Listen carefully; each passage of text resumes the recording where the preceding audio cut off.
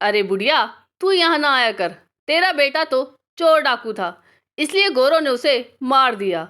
जंगल में लकड़ी बीन रही एक मैली सी धोती में लिपटी बुजुर्ग महिला से वहां खड़े भील ने हंसते हुए कहा, नहीं, चंदू ने आजादी के लिए कुर्बानी दी है। बुजुर्ग औरत ने गर्व से कहा। उस बुजुर्ग औरत का नाम जगरानी देवी था और इन्होंने 5 बेटों को जन्म दिया, जिसमें आखिरी बेटा कुछ दिन पहले ही शहीद हुआ था। उस बेटे को ये माँ प्यार से चंदू कहती थी और दुनिया उसे आजाद चंद्रशेखर, आजाद तिवारी के नाम से जानती है। हिंदुस्तान आजाद हो चुका था। आजाद के मित्र सदाशिव राव एक दिन आजाद के माँ पिताजी की खोज करते हुए उनके गांव पहुंचे। आजादी तो मिल गई थी, लेकिन बहुत कुछ खत्म हो चुका था। चंद्रशेखर आजाद की शहादत के कुछ वर्षों बाद उनके पिताजी की भी मृत्यु हो गई थी। आजाद के भाई की मृत्यु भी इससे पहले ही हो चुकी थी। अत्यंत निर्धन अवस्था में हुई उनके पिता की मृत्यु के पश्चात आजाद की निर्धन निराश्रित वृद्ध माताश्री उस वृद्धावस्था में भी किसी के आगे हाथ फैलाने के बजाय जंगलों में जाकर लकड़ी और गोबर बीन कर लाती थी तथा कंडे और लकड़ी बेचकर अपना पेट पालती रही। लेकिन वृद्ध होने के कारण इतना काम नहीं कर पाती थी कि भरपेट भोजन का प्रबंध कर सके।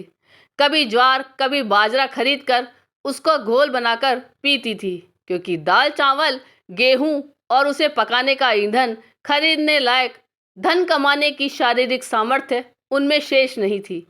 शर्मनाक बात तो यह है कि उनकी यह स्थिति देश को आज़ादी मिलने के 2 वर्ष बाद तक जारी रही।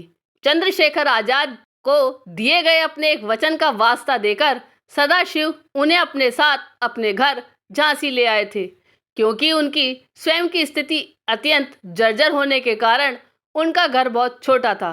अतः उन्होंने आजाद के ही एक अन्य मित्र भगवान दास माहौर के घर पर आजाद की माताश्री के रहने का प्रबंध किया था और उनके अंतिम क्षणों तक उनकी सेवा की।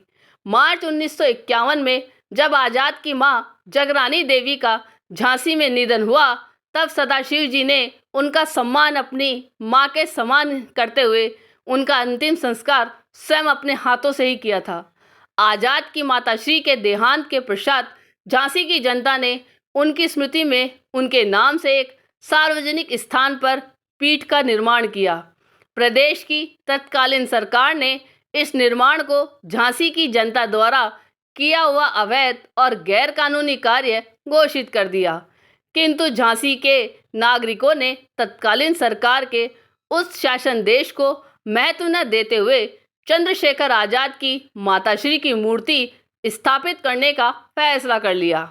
मूर्ति बनाने का कार्य चंद्रशेखर आजाद के खास सहयोगी कुशल शिल्पकार रुद्र नारायण सिंह जी को सौंपा गया। उन्होंने फोटो को देखकर आजाद की माताश्री के चेहरे की प्रतिमा तैयार की। जब केंद्र की सरकार और उत्तर प्रदेश की सरकार को यह पता चला कि आजाद की मां की मूर्ति तैयार की जा रही है और सदाशिव राव, रूपनारायण, भगवान दास माहौर समेत कई क्रांतिकारी झांसी की जनता के सहयोग से मूर्ति को स्थापित करने जा रहे हैं, तो इन दोनों सरकारों ने अमर बलिदानी शहीद पंडित चंद्रशेखर आजाद की माताश्री की मूर्ति स्थापना को देश, समाज और झांसी की कानून व्यवस्था के लिए खतरा घोषित कर उनकी मूर्ति स्थापना के कार्यक्रम को प्रतिबंधित कर पूरे झांसी शहर में कर्फ्यू लगा दिया। चप्पे चप्पे पर पुलिस तैनात कर दी गई ताकि अमर बलिदानी चंद्रशेखर आजाद की माताश्री की मूर्ति की स्थापना न की जा सके। जनता और क्रांतिकारी आजाद की माता की प्रतिमा लगाने के लिए निकल पड़े।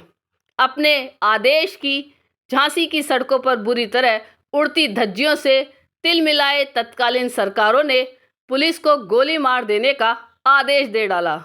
आजाद की माताश्री की प्रतिमा को अपने सिर पर रखकर पीठ की तरफ बढ़ रहे सदाशिव को जनता ने चारों तरफ से अपने घेरे में ले लिया। जुलूस पर पुलिस ने लाठीचार्ज कर दिया। सैकड़ों लोग घायल हुए, दर्जनों लोग जीवन भर के लिए अपंग हुए और कुछ लोग की मौत भी हुई।